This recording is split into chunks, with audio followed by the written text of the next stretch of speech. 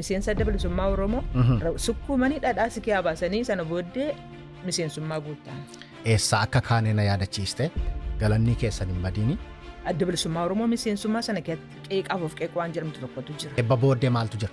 Bilisummaa Oromoo caalaa dargituu asuusaa balleessi gadhiite xiyyaaraan rukkutee maqaa irratti namni dhiibbaa nurratti geessisu hin jiru. Sababa keessaniif har'aa qubee sirnaan qubeessinee biyya Oromiyaa jedhamtu illee qabaanne.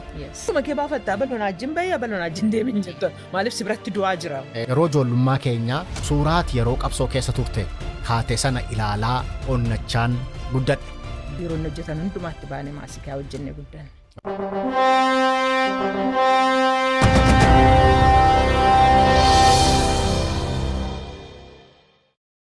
Harka fuunee akkam jirtu daawwattoota keenyaaf dhaggeeffattoota keenya yooyyaa nageenyi badhaadha.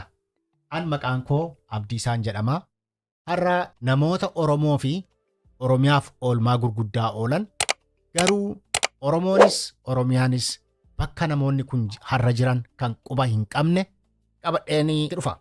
Suduudumaan har'a gara keessummaa kootiitti sin dabarsuu koo dura waa'ee keessummaa koo kanaa waan xinnoo jechuun barbaada. Keessummaan koo har'aa lixa Oromiyaatti dhalattee guddattee ijoollummaa isheetti qabsoo Oromoo keessatti ga'ee leencaa kan ba'atte yeroo baay'eef du'aan wallaansoo qabdee qarqara du'aarra geesse irra aanuun har'a haadha ijoollee dargaggeessaa lamaati. Magaalaa Paris lixa Awustiraaliyaa keessa jiraatti. Akkuma kana gaggeessituu waldaa kiristaanaa ifa wangeelaa Oromoo lixa Awustiraaliyaa keessa jiraatuuti. Keessummaan koo har'aa aadde Margee Dhufeeraa Soobir. Gaaffiif deebii Margee wajjin gochuuf deemnu kanarratti seenaa shamarran Oromoo qabsoo Oromoo keessatti akkasuma qabsoo jireenya isaanii mo'achuuf godhan keessatti kanneen garaa namaa moogeessan baay'ee irraa barattu. Kanaaf haga xumura sagantaa keenyaatti nu faana turaan gamanumaan dhaamsa kooti. Akkam Margee baga nagaan dhuftee anaa dhufu. Galatoomii waan sagantaa keessan araarratti keessummaa keessan gootee waan na simattee fi waaqessi haa eebbisu. Egaa akkuma beekamu ati qabsooftuu gameettiidha. Aadde Margee jedhee si waamu moo Jaal Margee jedhee yoon si waames tola? Jaal Margeetti yoo na waamtes gahee jaallummaas bahee ragatii ta'ee fi jaalli yoo naan jettis nan jaalladha. Aadde Margee yoo naan jettis immoo Waaqayyo umuriidhaanis na eebbisee waan aaddummaa guutuun malaaf na eebbisee gatee jiruu fi sanas naan jechuudhaaf hin dandeessa. Lamaanuu itti toleen na waame. Okay. Galatoomi. Egaa ani akka dargaggoo Oromoo tokkootti kabajaa guddaan siif qaba. Sababiin isaas yeroo ijoollummaa keenyaa suuraati yeroo qabsoo keessa turte kaatee sana ilaalaa onnachaan guddadhe. Waaqayyo carraanaaf kenneetii amma immoo qaamaan si wajjin wal bareen jira. Carraan argadhe daawwattootni koos akka argataniif mee maqaa kee guutuu eessatti akka dhalatte akkuma kana ijoollee kee maatii kee wajjin fattoota koo wal barsiisi. Ani maqaan koo Margee Dhufeeraa Soobiriin jedhama. Iddoon itti dhaladhee guddadhee magaalaa Mandii ganda mana Sibuu kan jedhamu Gomboo Lamii keessatti dhaladhee guddadhee. Amma immoo ijoollee laman qaba. Magaalaa Perzi keessan jiraadha. Obbolaa Sagalee wajjiniin dhaladhee. Kanumaadha guddaatti. Yeroon suni yerootti maqaa Habashaa malee maqaa Oromoo moggaafachuun hin baramnedha. So maqaa kana eenyutu si moggaase? Akkuma kana immoo maqaa kana warri qeesotaa jijjiiruudhaaf yaalii sirratti hin goone. Maqaan koo akkaataatti naa mogga'e akkuma Oromoo guutummaanii seenaa waan tokko tokko irratti hundaa'eeti maqaa moggaafataa. Maqaa kana abbaa kootu naa moggaase. Armeen koo ijoollee durbaa 3 deessee arfaffaan deessee yeroo isheen arfaffaan deessu abbaayeen koo dhufee maal deessee adi taariku jedhe yeroo gaafatu akkoon koo immoo warruma duraanii sana deessee jetteenaan abbaan koo yeroo sanaa na jalaan tuqinaa mucaan koo Margituudha jedheeni achumaan maqaan koo Margituu ta'ee naafe. Naannoo ani itti dhaladhee guddadhe yookaan immoo naannoo Wallaggaa waliigalaa keessatti maqaa irratti namni dhiibbaa nurratti geessisu hin jiru. Afaan keenya dubbachuu irratti namni dhiibbaa nurratti geessisu hin jiru. Namoonni afaan garaagarillee haasaan goda keenya yoo dhufanii afaan nuti haasofnu akka isaan haasaan dhiibbaa irraan ga'ama. Nutis immoo isaanis immoo afaan keenya baratee nutti haasa'u maqaa keenya irrattis dhiibbaa hin qabnu hin beeknu waan akkasii. Gama amantiinoo amma fakkeenyaaf namni gaafa amantii beesikaalii gaafa simatu baay'ata yeroo sana gama amantiinoo gaafa dhaqanii kiristaana ta'anii maqaa Oromoo namarraa mulqaniiti maqaa kiristaanaa jedhanii maqaa isaanii namatti laatu jedhan. So waan sunoo sinquunnamne. Maqaan waan walatta sanbaatu walatta maariyaa waan jedhan tokko dhagayeera. Yoo na mudate iyyuu nuti hin fudhanne si hin fudha warri keenya hin fudhanne warri keenya nama tokko ijoollee keenyaaf isa moggaafame sanaa namni itti waamamee jiru. Maqaama isaanii isatti maatiin abbaa fi haadhitti moggaafatanii waamamaa jiru amma kanaatti kanan beekan.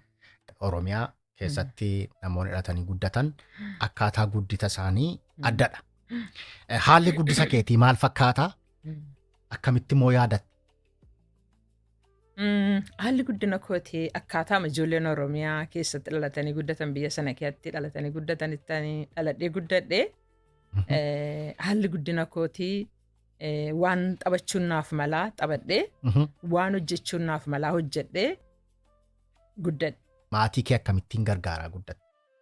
Yeroo ijoollummaa kootii mana keenyatti yookaan naannoo keenyatti ijoolleen maatii waan hundumaan gargaarti. Nutis immoo xiqqoo ishee gargaarummaa qabna malee waan baay'eedhaan gargaara maatii keenya. Yeroo nuti xixiqqoo turre sanatti nuti dallaa jaarraa qonnaa gargaarraa aramaa rabnaa soqaa sonnaa daakummoo akka dubartootaatti hindaan akka ijoollee durbaa mana kee micummaatti silee injisu gatii ta'ee fi buddeen toshinaa waan hojjetamuun malaa hundumaa akka ijoollee Oromoo naannoo kootii tokkotti hojjedheen guddadhe. Abbayyiin keenyas gatii nu bira hin jirree fi caalaatti dallaa jaaruu fi gara qonnaa irratti bobba'uun yeroo baay'ee ijoollee shamarran irraan eegamu. Nuti garuu gatii abbayyiin keenya nu bira hin jirree fi waan dhiironni hojjetan hundumaatti baanee maasikaa hojjennee guddanne. Isa innaanis xabiisi ga'een nuti taphachuuf malaa waan nutti hafee hin jiru xabiisa hundumaa ijoolleen naannoo keenyaa taphattu taphannee guddanne. Xabiisa guyyaaf xabiisa galgalaa kan jedhamutu jira. Xabiisa guyyaa kana keessatti mucucaachuu taphannaa sigigaachuu jechuudha. Lafa ol ka'aa irratti mucucaanna si gadi wayyaa yeroo baay'ee karaa duubaa nurraa dhuma. Ajeessaa jedhan taphannaa yeroo qoraan dhannu immoo sirbinaa weeddisnaa muka gurguddaa qabdi gandi keenyaa muka qilxuu gurguddaa kana jalatti walitti dachaanee sirba wal barsiifnaa shaakalaa waan garaagarii wal shaakalsiifnaa akkamitti akka ijoolleen durbaa guddatti wal shaakalsiifnaa. Taphi nutti hafin sama biyya faranjii keessatti meeshaan taphatan nun immoo maalisaa taphannee guddanne. Baay'ee gaarii baay'ee namatti tola. Egaa taphisa galgalaa yoo barbaadde si ibsa. Okay, nu ibsi. Taphisi galgalaa immoo hiphoo jedhu. Abbanteen jedhu. Abbanteen kanaanii maatii wal barsiisu. Maatii yeroo wal barsiisan jechuun manni tokko ijoollee durba lamaa fi dhiira lama qaba yoo ta'e abbaa warraa fi haadha warraati yoo ta'e abbaa warraa haadha warraa dibicha lama raada lama jedhaniitu akka ittiin maatii wal barsiisuun. Taphisa galgalaati kun. Barumsa jechuudha. Taphisa keessa barumsa jechuudha. Kan taphisa maatiiti. Ammaatii asitti hojii waaqayyoo hojjette. Waldaa kiristaanaa gaggeessite. Durumaa keessatti hidhattee guddatte moo akkamittiin gara gooftaa dhufte? Ani akkaataan itti gara gooftaa dhufe xiqqoo ishee baay'ee gaariidha waan kana gaafachuun kee. Akkaataan itti gara gooftaa dhufee obbolaa kootu baay'ee dhukkubatu.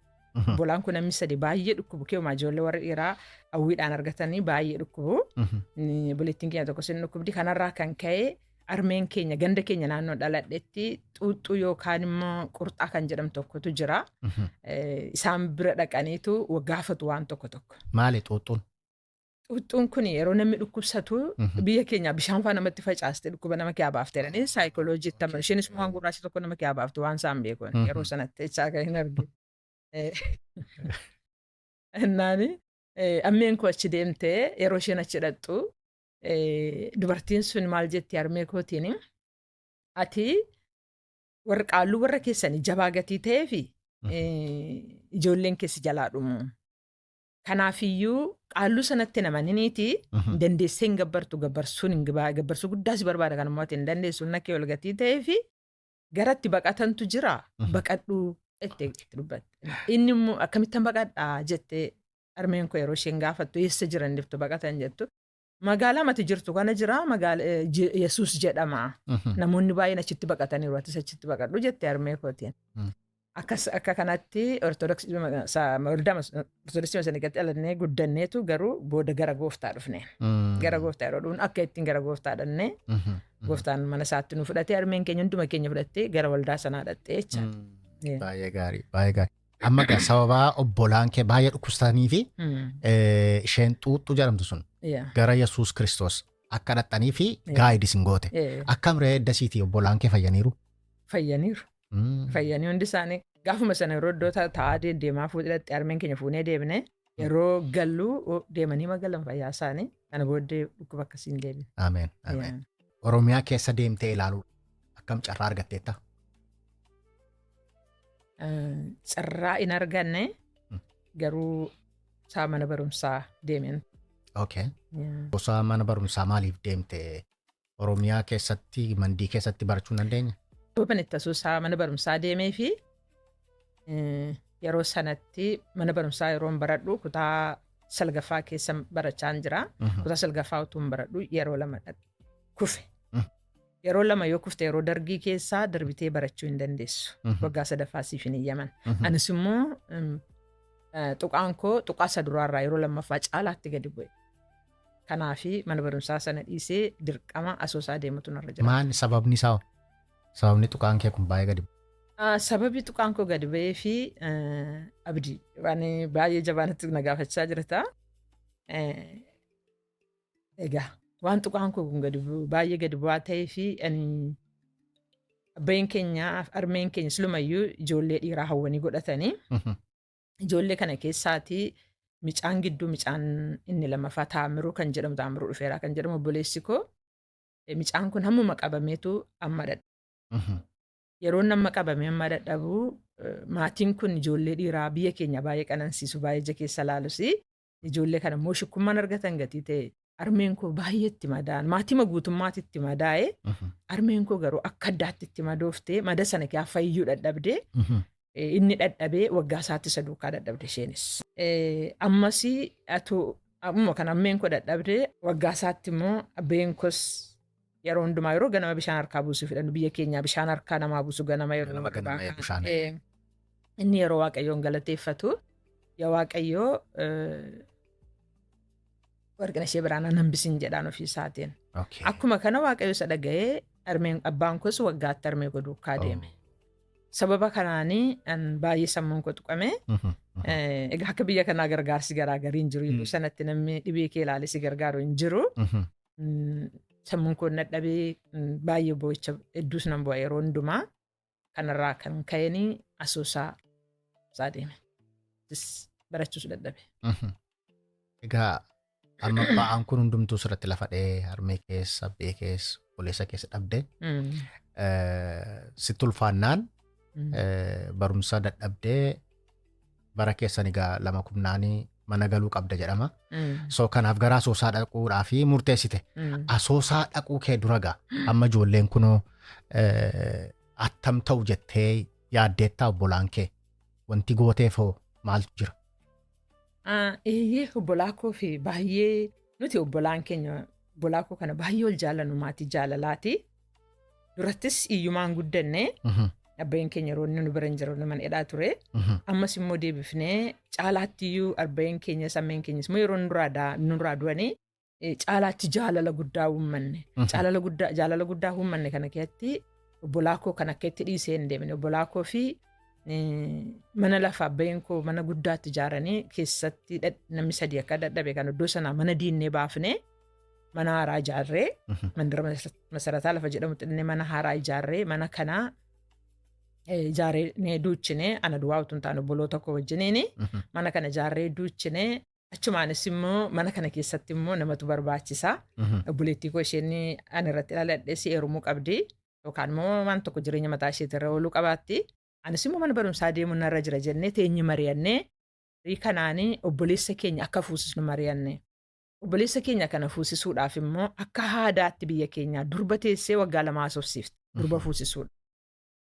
Nuti garuu intala kana erga argannee micaanni fuudhu kan erganni jaallatee naataati jedhee booddee siistemii mataa keenyaa irratti barbaanna akkamittiin akka dafnee ishee fuudhuu dandeenyu. Butii waan jedhantu jira beektatee amma butii kanaa jaarsoliin dhaqanii akka maatii haasofsiisan harka lafa jalaan gochaa irraa abbootii lammii guddaa qabna warra gombooti gatii ta'e warra gomboo kun guddaadha qomoo guddaadha. Abbeen keenyaaf hammeen keenya du'an malee namooti jajjaboon boodaan jiru. Wanti tokko ta'e warra dafa dhufan jiru. Isaan sanas waaqaa gaditti waan godhan hin godhannee abdannaa intala butachuu duwwaadha. Intala butanneenna isaan maqaa isaaniif jedhanii nurraa dhaqu jennee abdannaan. Isa kanaafi micattii bunnee micattiitti gaatti bobbaanee hin butanne guyyaa isheen gabaa dhuftutti eegganne bunnee ishee fuunee mana namaa keenya mana namaa keenya ishee obboleessa koo fuusisnee qabeenyaa haadha keenyaaf qabeenyaa abbaa keenyaa namni kan biraan akka ittiin darbine mari'annee silayyuu isheedha manaa goone isa abbaa manaa goone manatti laannee jireenya seevii godhannee yoo deebinee dhufnellee mana isaanii mana abbaa qabu keessa jiru jechaadhaan abbaa keenyaa hin jennee mannaadha keenyaa hin jenneen akkatiin. Baay'ee gaarii baay'ee seenaa nama boonsuudha. Egaa soosaa yeroo barumsaaf dhaqxe mana firaa moo mana kiraayii fudhattee teesse moo? Firatu jira mana firaan deeme. Mana firaa dhaqeenii yeroo mana firaa dhaqu tuma mana barumsaa nagashanii tuma barachaa jiru manni hojjetoota mootummaa gatii ta'anii fi jijjiiramanii iddoo biraa deeman. Yeroo isaan iddoo biraa deemanii ani immoo micaa hiriyaa koo achitti mana barumsaa sanatti kan wal barre micaa garuma keenyaa gada sana dhatti gatii ta'ee fi walitti dhufnee walijjin haasofnee wal barreerraa yeroon itti dubbadhu akkasii jedhee yeroon itti dubbadhu maarree ani mana qullaa keen qofaa kun jira kottu na bira taa'inaan jetteeni akkasittiin ishee bira dhaqe. Okay. So manni firoota kee dhattee manni firoonni kee jijjiiramaniinaan hiriyaa kee wajjin amma mana kiraayii fudhattee seentee jechuudha. Kiraayii mana ishee biratti dhangale. Okay. Okay. So mana hiriyaa kee yeroo turte hariiroon keessan akkam ture? Hiriyaa kee kana wajjin wanti si mudate fa'aa jiraa? Waan guddaa na yaadachiiste. Kana kanaatti waan kana baay'ee waan hin taane waan mudannoo guddaan qabaa. Hiriyaa koo wajjiniin akka gaariitti turre mana barumsaa keenya dhannaa mana barumsaa keenyaa gallaa nyaata keenya qopheeffannee walii wajjiniin nyaanna nagaa qabna turre baay'ee wal jaallannas turre garuu guyyaa tokko hiriyaan koo kun araqee baafatteetu ganda keenya ijoollee araqee baasanii gurguratu asuusaanis akkuma kana naannoo weellaa jiru warri ishee maatiin obboleettiin ishee fa'aa ishee biratti araqee kana gurgurachuudha. Yeroo isheen achi deemtutti mana barumsaa dhaqee yeroo ani galu guyyaan isaa jimaatanatti namni ta'e mana keessa jira. Akkamitti mana qollofeen deeme akkamitti akka inni ol gale hin beeku. Micaan kun mana obboleettii isheetii taa'u natti himte maleessaatii namni kan biraa akka mana kana kee dhufu natti hin himneen. Dhaqee namicha kana yeroon argu nan sodaadhee booddee innis ani abbaa mana kanaati soddaa micattiiti jedhee na haasofsisee tole jedheenii anis mana keessa wallixee nyaatas qopheesse maal jedhee nyaata nyaadhaa kaa jennaan nyaata nyaadhu nyaadheera naan jedheen. Tumedhu aduun dhiyaa dhufee haasaansaa natti toluu dide. Yeroon ilaalu haasaan taasisuu fi ani quba waliin qabnu kanarraa kan ka'e ammoo mala kana jalaa barachuun narra jira aduun dhiyeera lafa naqus immoo hin qabu. Qalbiidhaan balbala banadheeni gadi ba'ee dhaqee muka guddaa mana jala jira mana fuuldura jira muka sana yaabbadheen. Mana hospitaalaa soosaa warri beekan beeku mana hospitaalaa gajjallaadhaa oraaba sabbaayyata naannoo sanatti manni keenya fuuldura caakkaadha lafa ni jiru sun. Sana yaabbadheeni muka sanarra bulee yeroo muka sanarra bulu an jireenya koo keessatti galgala nan sodaadha. Garuu gaafa sanaa waraabessi madira Yesuus dhufee miila koo jalatti name. Muka sana jalatti name. Amma ani oollannaadhaa fi akkamitti akkam buleen beeku gaafa lafti bari'u namicha akkam akka ta'e hin beeku mana keessaa mukarra dhokadhaan gama gabaa lubbuu nageera waraabessi na jalaa walii gaddanna isaa akka ittiin mukarra baqadhee buleen. Halkan guutuu utuu waraabessi addisuu mukarra bulte jechuudha. Mukarraan bula. Baay'een irra jaalladhaa. Baay'ee nama dhiba. Kan hundumaa lameen dhaqeen beeku. Oollannaa lafan dhaadhee faan sodaadha. Garuu mukichi muka baay'ee mijataadha. Akka ittiin gadaadhaan irratti gadammadhee gachiisee ammadhee. Ittiin irra ciisee waraabessicha lafatti ilaala. Garuu waraabessi muka yaabbatuun mana bulche. Baay'ee mudannoo ajaa'ibaa qabda. Egaa margee mangiitti dhalattee asoosaa barumsaaf barachaa jirta. Akkamittiin gara qabsoo seente?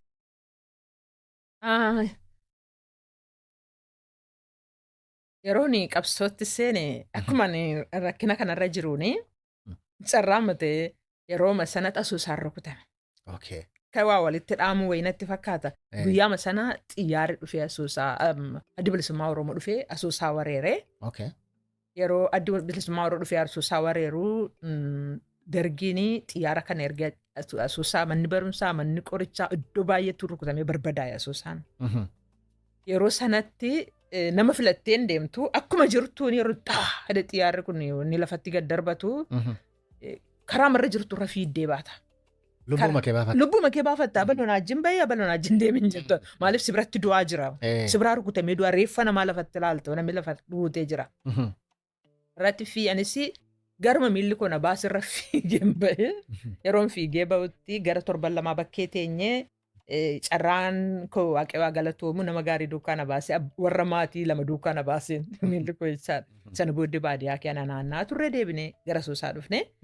Gara Asoosaa yeroo dhufnu ijoollee adda bilisummaa Oromoo hidhannoo hidhatanii yaanu loltuu adda bilisummaa Oromoo yeroo walitti dhufnu gama nagaan bu'eerannaan galle gara dargii caalaa adda bilisummaa Oromoo caalaa dargiitu Asoosaa balleesse gatiite xiyyaaraan rukutee. Yeroo dhufnutti kallattii himatu magaalaa yoon seenii nutti dhufanii nu gaafatanii nu haasofsiisanii yeroo nu haasofsiisanii nama simbiraa deemee qabdaa naan jedhannaan. Eeyyeen jedheen eessa jiraa jennaan Ameerikaa jiraan jedheen. Eenyu jedhamaa jennaan Geetawun Caalii jedhamaan jedheen. Jennaan inni tokko ooyi abbayeedhaam jedheen. Hangalle abbayeen kuni. Maqaa qabsoo isaaniiti? Maqaa qabsoo. Yaa an Geetawun Caaliin beekaa abbayeen beeku. Naangallee lakki abbayee miti Guutuu Caaliitiin jedhee nama sirra deebi'ee jennaan kottu dhannees agarsiifnaa jedhanii duukaan bu'e. Deemee caalana fuudhanii deemanii yeroo dhaqanii abbayee jedhanii kottu fira kee finnee dhufne jedhanii abbayee waaman abbayeen dhufee natti ba'e ilaalennaan anubbeen Ameerikaa jiraattan beekaa abbayee ijjiin fuullaa walitti ba'an. Guutuu Caalii ijjiin jecha kanuma seenaan qabsootti dabalamuu gooti. Waan baay'ee ajaa'ibaati. Egaa amma gaafa Asoosaan rukutame sana. Abaawwan dhufee Asoosaa qabate sana oduun dhagaama jedhee mana gara mandiitti. Obbolaan kee akkam waan sana dhagaanii si barbaachan dhufne Asoosaa? Amazing dhufanii Asoosaa galuu dadhabanii daabbus gubbaa naanna'anii daabbus gubbaattis dhukaasa guddaatu ture lolaa amma yeroo dargiin yeroo sana xiyyaaree ergee achitti wannitu xiyyaarri baay'eenis immoo dhufee daabbusitti rasaasa gannaqee deebi'a ijoolleen baay'inaan akka ergamanitti rukunne jedhanii dubbataa turanii dhufanii bishaanitti naqanii deebi'u rasaasa dargiidha. Achirras dhukaasi ture ragatii ta'e daabbusirra ga'anii natti ce'uu dadhabanii deebi'an ijoolleen karaan cufame. Garuu yeroo deebi'anii achi galanii baay'ee bo'u ijoolleen obboloonni koo kun kiristaana gatii ta'anii yeroo sanatti kiristaanummaa pheenxee mulu wangeelii ta'anii mana keenyatti kadhatamatu. Annaa dargiin immoo isaan ilaaleetu isaan rukutu. Yeroo ani dhabamuu beeka dargiin. Warri kaan dhaqanii obbolaa koo boosisuudhaaf mana dhaqanii akkatti boosisuu immoo sodaatanii rakkatu. Warri kadhatan immoo mana kiyaayyanii kadhatu. Dargiin obbolaa koo kana rukutuudhaaf dhaqa. Mana keenya kiyaagati warri pheenxeeyyanii kadhatu. Dhaqeetu nama 3 ta'anii dhaqanii inni tokko miilla isaa ol fudhatee miilla kana koomeedhaan akkatti yootaan waa dhiitu. Yeroo inni dhiitu waan namicha kana tuunni balbalatti hin bu'in namicha kana miilla jala ol fuudhee dundaan kuffise. Isa waan namni sun kufee waan isa kufee hin beeku. Namichi inni kan biraa immoo sadafiidhaaf miillaa wal duukaa dhaqe akkaataatti ministeerri mana waan rukutu tokko. Amma akkiinsaa sammuu koo keessa yeroo waa tokko gochuu barbaadu koomee kanaa fi sadafii qawweedhaan wal duukaa. Innis dhaqeeru akkuma kana jedhu taalee mana kanatti balbalatti gadhiisu isas miilla jalaa fuudhee duddaan kuffiseen. Akka ittiin dhaga'eegaa. Innaa inni tokko inni sadaffaa gama jarri kun erga kukkufanii sodaatee waan isaa wallaalee boombii qulfii ishee irraa kukkuteetu darbatee manarra buuse. Mana gubuudhaaf. Ijoollee sanas keessatti gubuudhaaf warra kadhataa jiran kan warra gara waaqaatti iyyaa jiran waa'ee koo. Isaaniinis immoo fuudhe. Boombiin suni manarra konkolaatee dhufee dabadee lafa dha'e. Eeganii boombiin hin dhukka'u. Ni lafa bu'ees hin dhukka'u achirraa mudidee dhufee lafa bu'eera. Eeganii waan isaa gaafa wallaalan dhaqanii boombii isaanii bananii ilaalanii baarota isaa keessaa dhangalaasanii deebi'anii dhaqanii jara sanatti nuun erganaa isaan wayii qabu jedhanii riippoortii godhan. Achumaan immoo lubbuu waaqayyo barbaadatu immoo achi keessa jira. Wattaaddaroota dargii keessaa ijoollee kiristiyaanaa akkatti waaqayyo gara waaqayyo dhufanii waaqeffatan dhaban immoo infoormeeshinii kana argatan. Isaan sana yoo argaa bar waaqayyo laata. Annaa isaan kun yeroo isaan dubbatanii jarri kun immoo jala deebi'anii mana kana dhufanii wayyoo waan akkasii sinirra gahee ture garuu waaqayyo keessan dinqii hojjete. Kanaafi nuunis guyyaa kadhannaa keessanii nutti maa dhufnee isinii wajjin kadhanna. Dhadhaniitu wattaaddaroonni dargii immoo akka lafa jalaan dhufanii ijoollee keenyatti dabalamanii mana kadhataarra deemanii kadhatanii ijjiin dhufanii koree ta'anii kadhachuutti kaa'anii infoormeeshinii kana immoo ijoollee keenyatti himan. Waan ajaa'ibaati. Waan ajaa'ibaati. Waaqayyo akka Maliina barbaadaa ture. Humna kadhannaa argitaa sitti. Yes. Maqaa waaqayyoo ulfaatu. Ameen. Egaa margeenii asoosaatu jirtuutii barumsaaf dhadheetii abaa'otti dabalamte. Akkam asoosaamatti leenjite moo? Asoosaatti leenjine. Addi bilisummaa Oromoo kan inni asoosaa seenee fi yeroo sanatti qophii ittiin biyya qabachuu humna isaas hin qabu qophii isaas hin qabu. Ispeellee yookaan jinuubii kan jedhantu rukutee rakkisee tokkoffaa jinuubattii of jalaa kaasuudha. Lammaffaa kan mi'a fudhatanii ba'uudha. Sagantaan isaanii. Simmoo namas immoo dabalachuudha. Nama akka akkaataa fudhatan sanatti gaagatiin taanee fi yeroo asoosaa rukutan namas gaa fudhatanii waan barbaadanis gaa fudhatanii ba'an. Dargiin hin kufne jechuudha yeroo sana. Dargiin hin kufne. Natuma dargiin biyya qabateeru cabsanii galanii fudhatanii ba'an. Isa kanaaf iyyuu leenjisa nuti dhannee Sudaan keessatti leenjisa jalqabne. Iddoo sanatti iddoon qophaa'e dirreen qophaa'e waan hundinuu guutuudha minaanni guutuudha. Qorichi guutuudha waan barbaachisu hundinuu guutuudha. Sudaan keessatti leenjifamuu jalqabne. Atuu leenjifamaa jirru Eertiraatti iddoon qophaa'e Eertiraatti isin dhufanii fuudhanii deemanii jechaadha. Sudaan keessatti leenjifamne maqaan sana jalaa bade yaadachaan illee ture garuu na jalaa bade iddootti leenjisa jalqabne suni barannaa barumsa nu barsiisu eenyummaa keenya beennu eenyummaa keenya gatii ta'e baay'een keenya naanuu dabalatee eenyuun akka taane Itoophiyaa ta'uu koon beekan mataan kan kun akka isaan natti na barsiisan sana akka isaan natti himan sanatti of hin beekun ture. Sakkitti maa nu barsiisaa achi turre leenjis immoo leenjifamaa gara sana deemne gara Eertiraa deemne gara Eertiraa yeroo uumame akka deemne beeku dheeraa deemne Eertiraa gallee. Eertiraatti dhannee leenjifamne. Eertiraatti leenjifamtanii achumatti eebbi jira achuma? Eertiraatti leenjifamneetu baatii sagaleef Eertiraatti leenjifamne leenjii achitti leenjifamne leenjii baay'ee jabaa leenjifamne Eertiraa keessi gaa namni keenya baay'een isaanii waraana dargii ta'anii dhaqanii yeroo gatii ta'eef waan baay'ee beeku. Achitti immoo harki caalaan waraanni dargii immoo kan Eertiraan qabdee hiitee mana hidhaa keessa jiru nutti dhufanii nutti dabalamanii nama 1000 leenjifamne lafa sanatti. Kan nu leenjise Shaabiyaadha. Yeroo nu leenjisan kan immoo qondaalonni keenya jaarsoliin keenya baay'een isaanii nu wajjiniin jiru. Ammas immoo kan leenjisa duukaattis namni keenyas isaanuma wajjiniin nu leenjisu waluma duukaa nu leenjisu. Barsiisa ammas barsiisaa siyaasaan barannaa tooftaan barannaa waan ministeerummaa fi nu geggeessuu fi waan hundumaa paakeejii wal duukaa nu barsiisaa deemu siyaasaa duwwaa miti damee waraanaa duwwaa miti paakeejii nu barsiisaa deemu. So amma Eertiraatti leenjitanii? Iddoodhaa iddootti immoo nu geessuun iddoo tokko torban tokko hin teenye. Yeroo hundumaa bobba'aa baanaa hin baanaa iddoo jijjiirrannaa akka kanatti leenjifamne. So eessatti kan isin eebbifamtarre? Eebbi keenya dhufneetu Sudaan keessatti as wal deebine. Sudaanitti wal deebine leenjifamne eebbifamne. Amma namoonni gaa namoota baay'eetu qabame yeroo abaa'oon asoosaa rukute sana.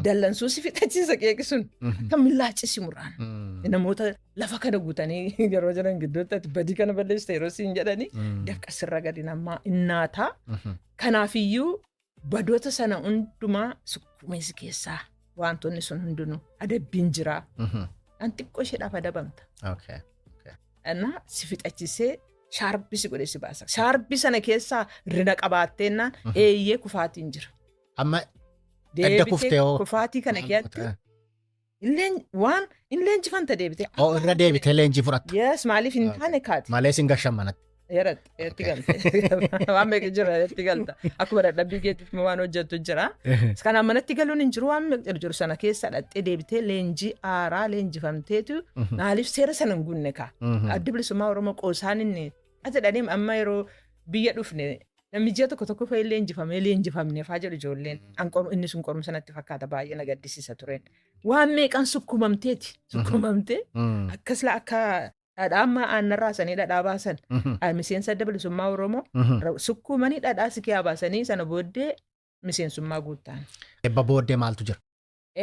Tooftaa waraanaa barannee kaayyoo keenyas akeeka keenyas barannee seera naamusaas barannee eeganutti nu ilaalanii qorumsa ijaa kana erga dubbinee booddee nu qorachuudha warri nu duukaa turan jaarsoliin keenyas warri nu leenjisanis waan walitti riippoortii godhan qabu san erga darbinee kaadhimamnee kaadhimummaa kana keessaa hin baana jechaa dhaga'ama. Kaadhimummaa kee baanee miseensa guunnaa miseensa kana guutte baay'ee gammadda maaliif akka namame baratee fixatee maastar. Giraajuweet gootee.